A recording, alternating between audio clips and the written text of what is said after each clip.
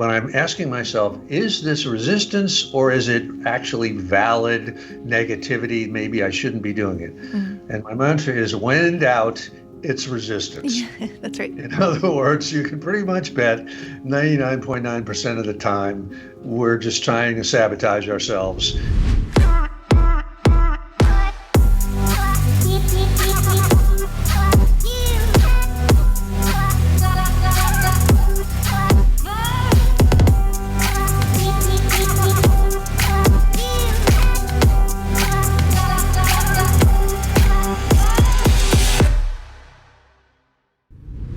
Steven, we just recorded an amazing episode, a full episode over on the MaryMarantzShow.com, where we were talking through your brand new book, A Man at Arms, as well as your classic, The War of Art, which I said I read early in my business and changed everything, so I gift it to everybody now. And we really were digging into this idea of transformation in our character, of the things that drive us. Is it a personal code? Is it a deeper faith? Just talking about these battles that we have to overcome on the way to becoming who we are. You had a beautiful quote over there talking about this vessel of life and deciding what we put into it. So everybody should go check out that full episode now, theMaryMarantzShow.com. We'll link that below. But for now, I wanted to ask you something over here just for our YouTube subscribers, and that is, so many of the people that I coach in writing, when they are in the throes of resistance, and they're either feeling that procrastination or those lies looping through their head of who's going to care about this? It's all already been done. There are people who are much bigger already saying it. Or drama starts in their life, or, the circumstances get complicated, whatever it is. So often the question becomes, okay, is this resistance? Or is this God or the universe telling me that I'm not supposed to be writing right now? Is it a sign or is it the resistance? So first question is, how can you tell the difference? Second question is, how do you overcome it if it is the resistance? Great questions, Mary. I have a mantra for myself because I experience resistance just as much as everybody else. And when I'm asking myself, is this resistance or is it actually valid negativity? Maybe I shouldn't be doing it. And my mantra is, when in doubt, it's resistance. Yeah, that's right. In other words, you can pretty much bet 99.9% of the time we're just trying to sabotage ourselves, and there's no validity to the idea that we're not good enough, or this isn't the right time, or we should distract ourselves with a trip to Las Vegas or whatever. Yeah, that's right. So the other thing I will say is that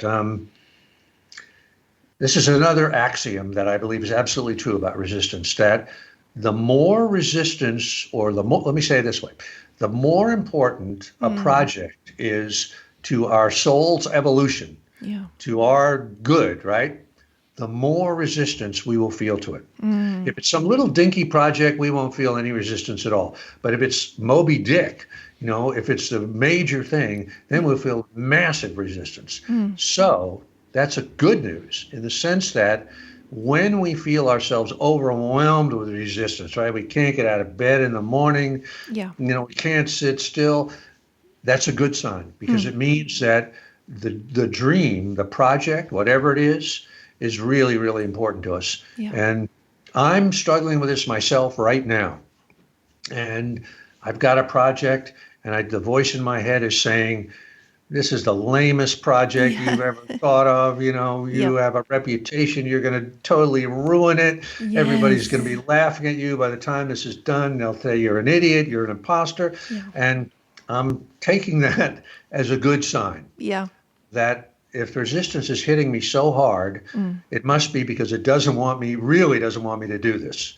So in other words, I better do it. Yeah, I love that. Any is it just literally take it as a sign that it's working or that it's important, and then the practical step, is it literally just that put your butt in the chair, writer's adage that we all know, like you got to sit there long enough? Or is there like something you have found that really, even just saying resistance, get behind me or whatever, like that's really what it is. It really is get thee behind me, Satan, because it's sort of, resistance really has no strength of its own. It all gets its strength from our fear of it. And once we just sort of dismiss it. It's almost like it's a phantom. It's a phantasm Yeah. that if we poke our fist through it, it just goes away. But that being said, what has worked for me, a lot of it is just pure willpower. And a lot of it is mental toughness, that there isn't really a trick. It's getting in the chair every day, working hard, being a professional and not an amateur. An amateur, when he or she encounters adversity, quits. Yeah.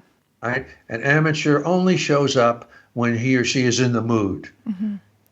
That's no way you can't work like that. Yeah. A professional shows up every day. A professional plays hurt. A professional stays in the saddle as long as it takes, and a professional is in it for the long haul. Yeah. Yeah. Is in it lifelong. Yeah. And when adversity strikes, a professional digs in and confronts it. Yeah. So a professional plays hurt and plays tough. There's no substitute for that. Yeah, I love that. And to wrap that up with a quote that's in both of these books, it is one thing to study war and another to live the warrior's life. So when in doubt, get in there and live the warrior's life. Steven, this has been amazing. The 2 books are A Man at Arms, brand new, out right now. Get this in your hands. Go ahead and make it a bundle with that classic, The War of Art. Get both of those books. Friends, right now, make sure you head over, listen to the whole episode at themarymarantzshow.com. You can follow Steven on Instagram at Steven_Pressfield. You're going to get all of that information we talked about with the 2 books. You can find that at his website, stevenpressfield.com.